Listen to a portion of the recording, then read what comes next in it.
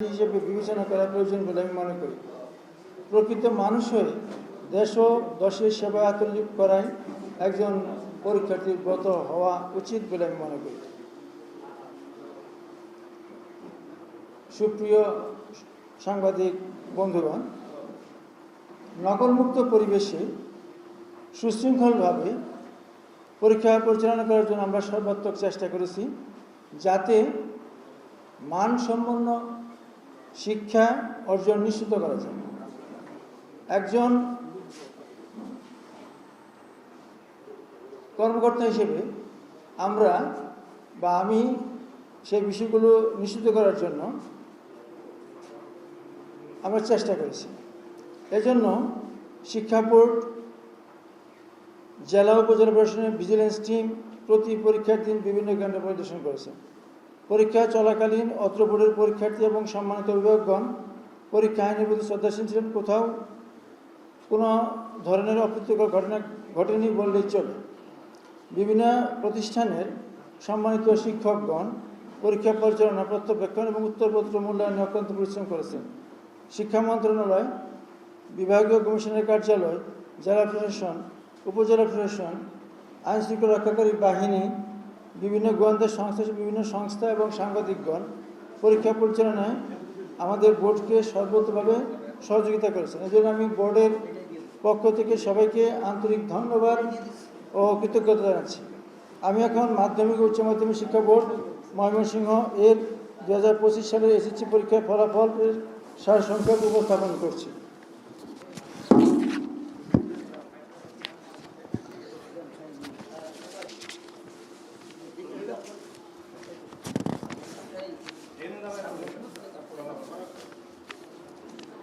মাধ্যমিক উচ্চ মাধ্যমিক শিক্ষা বোর্ড ময়মনসিংহ উচ্চ মাধ্যমিক পরীক্ষা 2025 এক নজরে সারাংশ।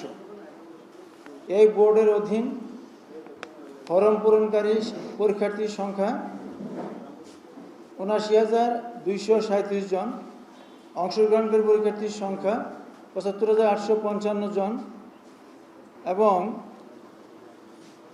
পাশের হার 51.54%, শতকরা 51.54%, অর্থাৎ 51.54%। এতে আমাদের দেখা যাচ্ছে যে ছাত্রদের পাশের হার হচ্ছে 46.83, ছাত্রীদের হচ্ছে 55.70। জিপিএ 5 প্রাপ্ত পরীক্ষার্থীর সংখ্যা হচ্ছে 2,684 জন। আর আমাদের মোট কেন্দ্র 106টি, এটা আমরা আগে উল্লেখ করেছি। এবং শাখাভিত্তিক ফলাফল: বিজ্ঞান শাখা 76.90%, মানবিক শাখা 45.64%, ব্যবসায় শিক্ষা শাখা 41.12%। জেলাভিত্তিক পাশের হার: ময়মনসিংহ বিভাগের 4টি জেলা। ময়মনসিংহ জেলাতে পাশের হার 55.46%, শেরপুর জেলা 48.69%, জামালপুর জেলা 47.41% এবং নেত্রকোনা জেলা 47.39%। মোট জিপিএ 5 2,684 জন। আমরা এটা আগে উল্লেখ করেছি। এই হচ্ছে মোটামুটি ফলাফল। এবং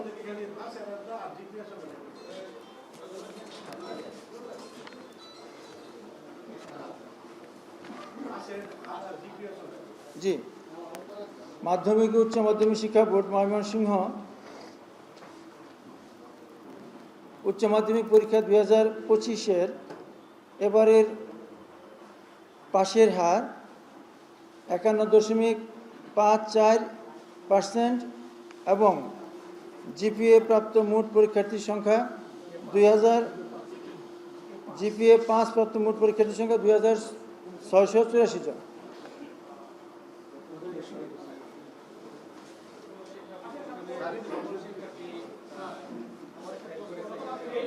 শেষ করুন। আচ্ছা, ঠিক আছে, ধন্যবাদ। বলেন।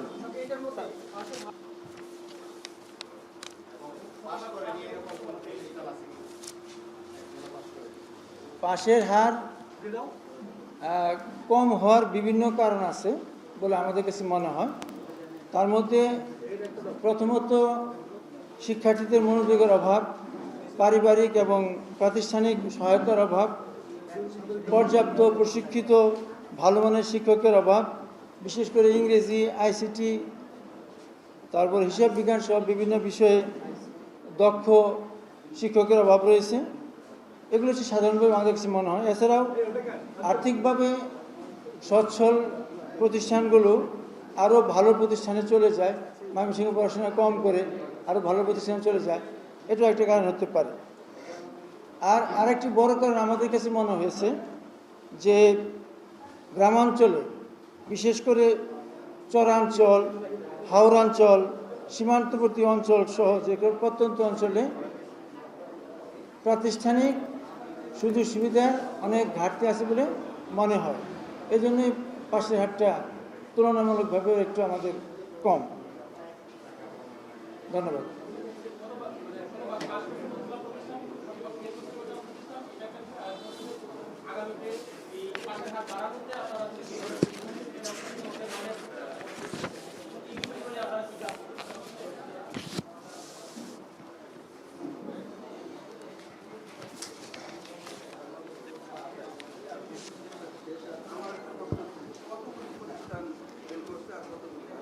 জি জি বলছি।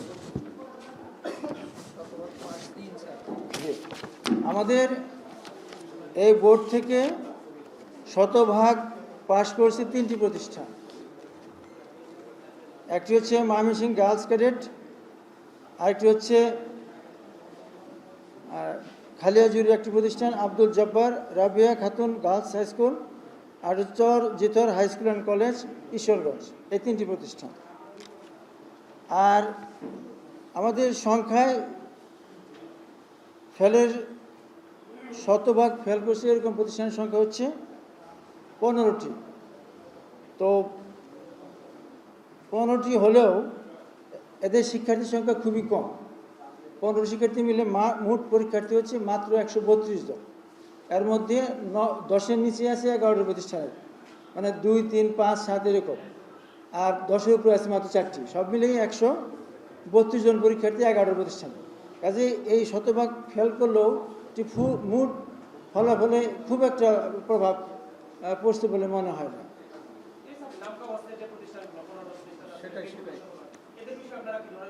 হ্যাঁ, এটা আমাদের নীতিমালা আছে। এই প্রতিষ্ঠানগুলো বিগত আমলে অনুমোদন নেওয়া বোর্ডের নীতিমালা আছে। নীতিমালা যদি এটা সময় আছে, ক্রাইটেরিয়া ফুলফিল করতে হবে।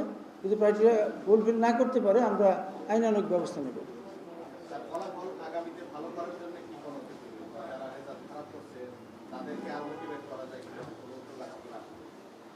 ফলাফল ভালো করার ক্ষেত্রে বোর্ডের একক ভূমিকা এখানে খুবই সীমিত।